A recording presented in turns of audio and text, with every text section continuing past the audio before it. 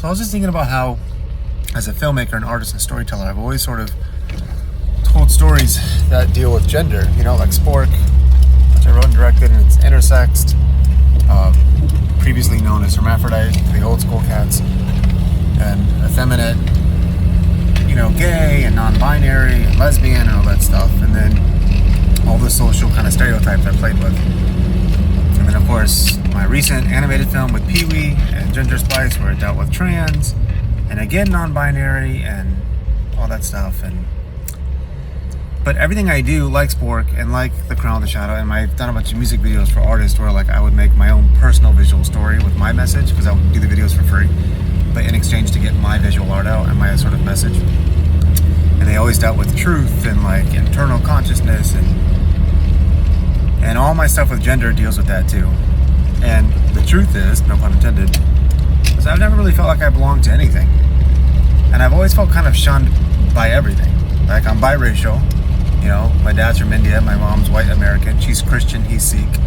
So, bi-religious, you know, they both are very religious in their own religions. My dad's a very proud, devoted Sikh Indian, Jat Sikh Punjabi. My mom's a very devoted, Southern Baptist from, you know, Southern America, and it's sweet as pie. I love them both. But when I get around a bunch of guys, my whole life, it's like men to the left. I'm like, I don't feel belonged. I don't feel like I'm one of them. But then when I get around a bunch of girls, and it's like women to the right, all girl power, I'm like, I don't feel like I belong. I admire them, and I admire men and women and their identities, and I'm like, yay. But I don't feel connected. And then I get around a bunch of gay guys, and it's like, gay men, we're all good together, yay. And I feel rigorously, you know, about rights and all that stuff, but I don't feel I fit in, you know. Like, gay pride comes around, I'm just like, it's just not for me. Like, I don't feel like I belong. It's not my identity. And then you have non-binary, and then all the non-binary people kind of come together, and it's like, that's me.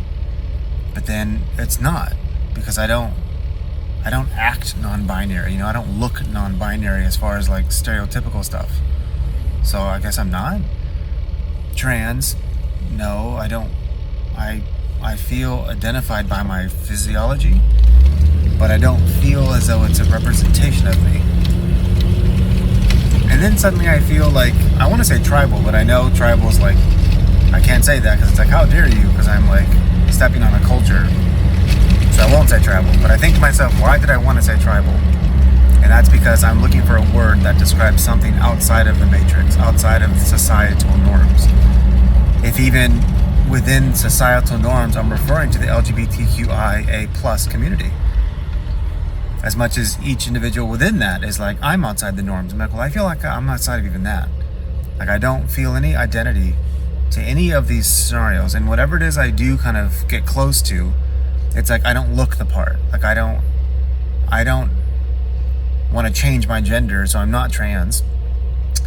And I'm not cis masculine hetero, because I definitely know to subscribe to that, whether it be sexually, preferentially, or even physically. And I'm not a lesbian, obviously. I'm not non-binary, because I don't act or dress or behave whatever non-binary. Everything has a box around it. And I'm like, and so as a storyteller, gender to me has been one of the biggest gateways to a deeper consciousness. And that's important to me, to identify with my work. And yet I find myself constantly working with, alongside, and partnering with people whose gender and conformities are a big deal, and they should be, because everything I just said does not change any stance for freedom, right? For rights. For those who are like, well, JB, I'm not like you.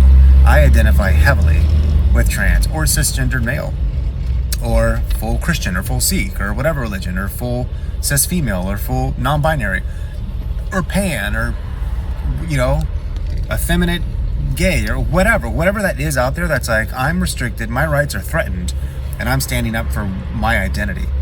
And to that human, I say, hell yeah, fuck yeah, I stand with you, and I want to give representation in my work, especially because I'm dealing with gender and all that stuff. But yet I don't seem to have a box for me. Like, I just don't. And I never have. Like, as far as I've been writing poetry since I was like 6, 7. I just obsessed. And I'm still obsessed with that pursuit of awareness and all that stuff. And it's become my thing, if you will, for all my work, my visuals, everything. But I find, as I tour at the film festivals and I do things, like, I just don't fit in anywhere. And whatever, vernacular I choose, it's like, but you don't look it, but you don't act it, you don't sound it. I'm like, okay.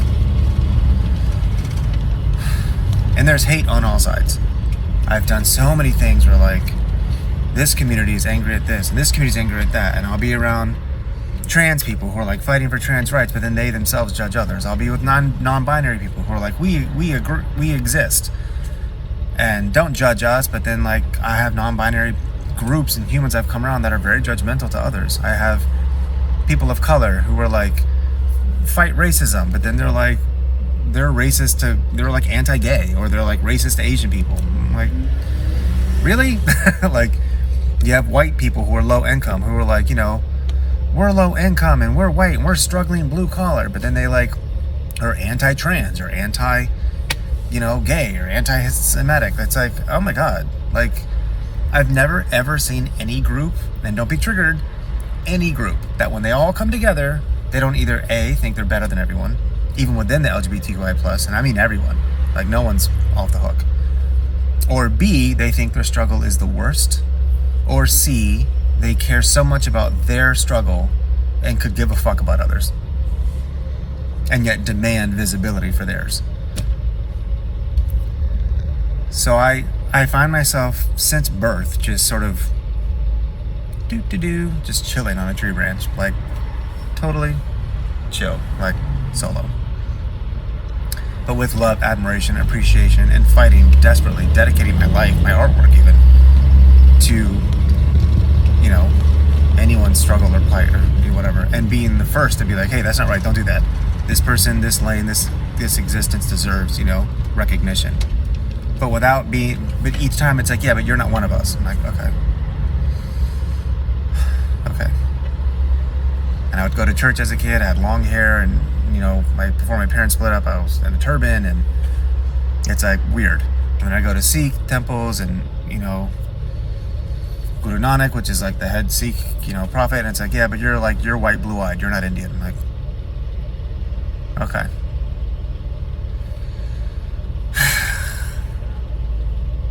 So I just want to put this out there for anyone else like me who's just like, I don't fit in anywhere either, JB. I'm like, okay. And to be honest, I feel okay with that, because I really do, and I hope everyone else's goal as well, if they really think deeply about themselves, that this is the future. Because there's no reason to fight for rights if you already have them. And there's no reason to create a label or a title for what you identify with if in the future you don't need to be recognized for your identity, because there's no bigotry, there's no judgment, there's no care. Your identity is not so much what your physiology is or what your preference is sexually, but who you are as an individual. Are you a thief? Do you lie? Do you cheat? Do you steal? And because none of us are perfect, definitely not me, when if you are any of these things and more, are you willing to grow? Can you say sorry? Can you forgive? Are you able to be self-aware on a level that forces you to grow and forgive others because you realize, shit, you ain't no better? I feel like who we are as beings is just so beyond all that. And it's easy for me to say that because I am someone who has spent my entire life on that tree branch just kicking his feet, girl, chilling. I'm like, I don't fit in anywhere. And I've tried, it's not for not trying. It's always like, yeah, you're not really one of us. I'm like, okay. Alright, Joe. I'm going to keep telling my stories and keep doing my thing. But I just wanted to share that because, I don't know, it's a weird place to be. And for all those other people on their own tree branches kicking their heels being like, yo, dog, I don't really fit in any box either. I'm like, okay, well, that's what's up. But still understand that right now there is a world full of bigotry. You know what I'm saying? I don't say all this to be like, there's a world full of hate. I don't want to say hate, but like, well, I guess in some ways hate. But I like the term ignorance, because even the most hateful person, when you crawl in their skull, is like, or at least I'm an empath. As an empath, you can feel they're like lost, they're unaware, they're unconscious. They were seeded with ignorance, blah blah blah. So let's use that word. There's a world filled with ignorance, and identity at this point in our species timeline does matter, and that's why it does matter to stand up and push and fight for equality and rights.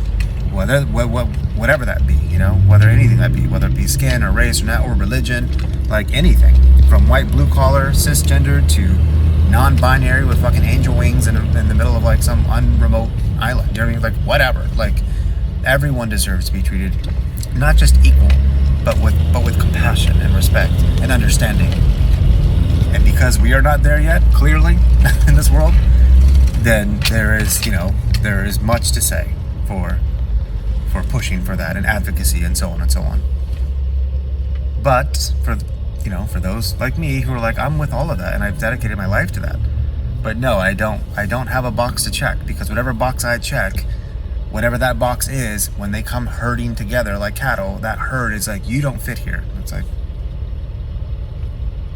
all right, well then I'm gonna build a tree house and turn this tree branch into my own little world.